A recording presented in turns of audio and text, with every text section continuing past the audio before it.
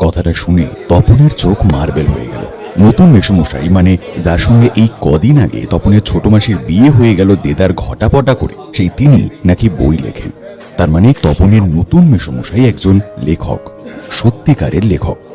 জলজ্যান্ত একজন লেখককে এত কাছ থেকে কখনো দেখেনি তপন। দেখা যায় তাই জানতো না লেখকরা যে তপনের বাবা, ছোট মামা বা মেজ কাকুর মতন মানুষ, এ বিষয়ে সন্দেহ ছিল তপনের। কিন্তু নতুন মেশোকে দেখে তপনের জ্ঞান চক্ষু খুলে গেল। আশ্চর্য, কোথাও কিছু উল্টোপাল্টা নেই, অন্যরকম নেই, একেবারে নিছক মানুষ। সে ওদের মতোই দাড়ি কামান, সিগারেট খান, খেতে বসেই আরে ব্যাস ব্যাস, এত কখনো খাওয়া যায় বলে অর্ধেক তুলিয়ে দেন। চানের সময় চান করেন এবং ঘুমের সময় ঘুমন।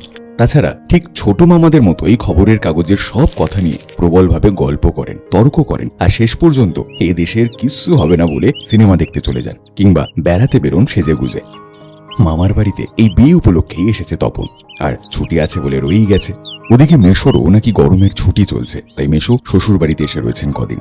তাই অহরহই জলজ্যান্ত একজন লেখককে দেখবার সুযোগ তপনের হবেই। আর সেই সুযোগেই দেখতে পাচ্ছে তপন লেখক মানে কোনো আকাশ থেকে পড়া জীব নয়, তপনদের মতোই মানুষ। তবে তপনেরই বা লেখক হতে বাধা কি?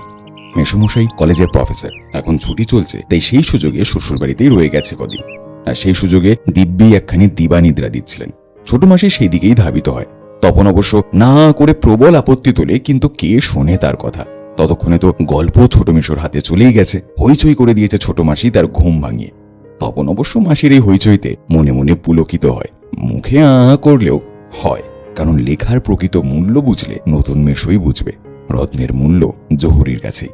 এবং বোধ করি নতুন বিয়ে শ্বশুর বাড়ির ছেলেকে খুশি করতেই বলে ওঠেন, তপন, তোমার গল্প তো দিব্যি হয়েছে, একটু কারেকশন করে করে দিলে ছাপাতে দেওয়া চলে। কিন্তু তপন প্রথমটা ভাবে ঠাট্টা, কিন্তু যখন দেখে মেশোর মুখে করুণার ছাপ, তখন আহ্লাদে কাঁদো কাঁদো হয়ে যায়। তাহলে বাবু, তুমি ওর গল্পটা ছাপিয়ে দিও, মেশোর উপযুক্ত কাজ হবে সেটা। তা দেওয়া যায়, আমি বললে সন্ধ্যা তারা সম্পাদক না করতে পারবে না। ঠিক আছে তপন, তোমার গল্প আমি ছাপিয়ে দেব। বিকেলে চায়ের টেবিলে কথাটা ওঠে, আর সবাই তপনের গল্প শুনে হাসে। না না, আমি বলছি, তপনের হাত আছে, চোখও আছে। নচেত এই বয়সের ছেলেমেয়েরা গল্প লিখতে গেলেই তো হয় রাজারানীর গল্প লেখে, নয়তো এই খুন, জখম, অ্যাক্সিডেন্ট অথবা না খেতে পেয়ে মরে যাওয়া এইসব মাল মশলা নিয়ে বসে। তপন যে সেই দিকে যায়নি, শুধু ওর ভর্তি হওয়ার দিনের অভিজ্ঞতা আর অনুভূতির বিষয় নিয়ে লিখেছে। এটা কিন্তু খুব ভালো, ওর হবে। তপন বিহবল দৃষ্টিতে তাকায়।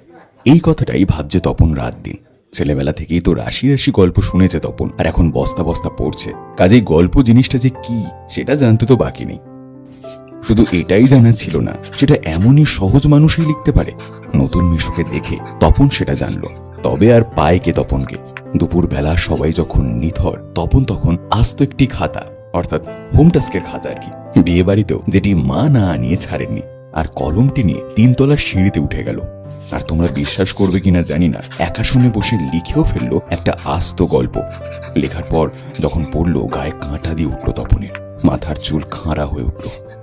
এই যে সত্যি হুবহু গল্পের মতোই লাগছে, তার মানে সত্যি একটা গল্প লিখে ফেলেছে তপন। তার মানে তপনকে এখন লেখক বলা চলে।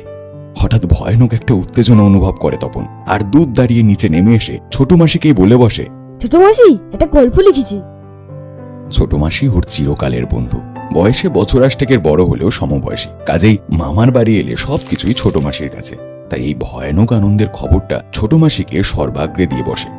তবে বিয়ে হয়ে ছোট মাসি যেন একটু মুরব্বি হয়ে গেছে। তাই গল্পটা সবটা না পড়ি একটু চোখ বুলেই বেশ পিঠ চাপড়ানো সুরে বলে, ও মা, এ তো বেশ লিখেছিস রে, কোনোখান থেকে টুকলিফাই করিসনি তো? ছোট মাসি, ভালো হবে না কিন্তু বলছি। আরে বাবা, খেপছিস কেন? জিজ্ঞেস করছি বই তো নয়। রোশ, তোর মেসোমশাইকে দেখাই।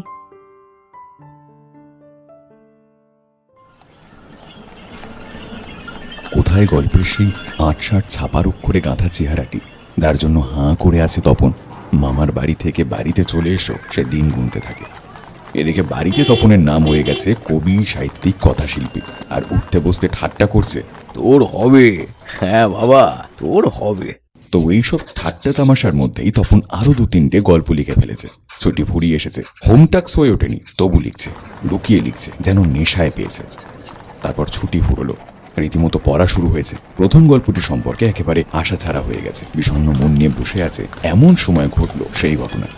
ছোট মাসি আর মেশো একদিন বেড়াতে এলো, হাতে এক সংখ্যা সন্ধ্যা তারা। কেন সন্ধ্যা তারা নিয়ে কেন? বুকের রক্ত ছলকে ওঠে তপনের। তবে কি সত্যি তাই? সত্যি তপনের জীবনের সবচেয়ে সুখের দিনটি এলো আজ? কিন্তু তাই কি সম্ভব? সত্যিকার ছাপার অক্ষরে তপন কুমার রায়ের লেখা গল্প হাজার হাজার ছেলের হাতে হাতে ঘুরবে? পৃথিবীতে এমন অলৌকিক ঘটনাও ঘটে? সত্যিই ঘটেছে। সূচিপত্রেও নাম রয়েছে, প্রথম দিন শ্রী তপন কুমার রায়। সারা বাড়িতে শোরগোল পড়ে যায়। তপনের লেখা গল্প পত্রিকায় ছাপা হয়েছে, ওর লেখক মেশো ছাপিয়ে দিয়েছে। পত্রিকাটি সকলের হাতে হাতে ঘোরে, সকলেই একবার করে চোখ বোলায় আর বলে, বারে চমৎকার লিখেছিস তো। ওই একটু আধটু কারেকশন করতে হয়েছে অবশ্য, নেহাত কাঁচা তো। তা হোক, ও নতুন নতুন অমন হয়। ক্রমশ ও কথাটাও ছড়িয়ে পড়ে, ওই কারেকশনের কথাটা। তাই বলো, তা নইলে ফট করে একটা লিখলো আর ছাপা হলো। তা ওরকম একটি লেখক মেশো থাকা মন্দ নয়, আমাদেরও থাকলে কিন্তু আমরাও চেষ্টা করে দেখতাম। ছোট মাসি আত্মপ্রসাদের প্রসন্নতা নিয়ে বসে বসে ডিম ভাজা আর চা খায়। মেশো শুধু কফি। আজ আর অন্য কথা নেই, শুধু তপনের গল্পের কথা, আর তপনের নতুন মেশোর মাহাত্ম্যের কথা। উনি নিজে গিয়ে না দিলে কি আর সন্ধ্যা তারা সম্পাদক তপনের গল্প করে আঙুল দিয়ে ছুঁতো? তপন যেন কোথায় হারিয়ে যায় সব কথার মধ্যে। গল্প ছাপা হলে যে ভয়ঙ্কর আহ্লাদটা হবার কথা, সে আহ্লাদ সে খুঁজে পায় না। বাবা, তোর পেটে পেটে এত? কই তুই নিজের মুখে একবার পড় তো তপন, শুনি।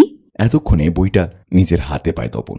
কই পড়, লজ্জা কি, পড়, সবাই শুনি। তপন লজ্জা ভেঙে পড়তে যায়, কেশে গলা পরিষ্কার করে। কিন্তু এ কি, এসব কি পড়ছে তপন? এ কার লেখা? এর প্রত্যেকটি লাইন তো নতুন, আনকোরা, তপনের অপরিচিত। এর মধ্যে তপন কোথায়? তার মানে মেশো তপনের গল্পটিকে আগাগোড়াই কারেকশন করেছেন, অর্থাৎ নতুন করে লিখেছেন নিজের পাকা হাতের কলমে। তপন আর পড়তে পারে না, তারপর ধমক খায়। কি রে, তোর যে দেখি পায়া ভারী হয়ে গেল, সবাই শুনতে চাইছে তবু পড়ছিস না যে, নাকি অতি আহ্লাদে বাক্য হরে গেল? তপন গড়গড়িয়ে পড়ে যায়। তপনের মাথায় ঢোকে না সে কি পড়ছে, তবু ধন্যে ধন্যে পড়ে যায়। আর একবার রব ওঠে, তপনের লেখক মেশো তপনের গল্পটি ছাপিয়ে দিয়েছে। তপন বইটা ফেলে রেখে চলে যায়। তপন ছাদে উঠে গিয়ে শার্টের তলাটা তুলে চোখ মোছে। তপনের মনে হয় আজ তার জীবনের সবচেয়ে দুঃখের দিন। কেন তা তপন জানে না। শুধু এই দুঃখের মুহূর্তে গভীরভাবে সংকল্প করে তপন, যদি কখনো লেখা ছাপতে দেয় তো তপন নিজে গিয়ে দেবে। নিজের কাঁচা লেখা ছাপা হয় হোক, না হয় না হোক, তপনকে যেন আর কখনো কথা না শুনতে হয় অমুক তপনের লেখা ছাপিয়ে দিয়েছে। আর তপনকে যেন নিজের গল্প পড়তে বসে অন্যের লেখা লাইন না পড়তে হয়। তার সে দুঃখের কিছু নেই, তার থেকে অপমানের আর কিছু নেই।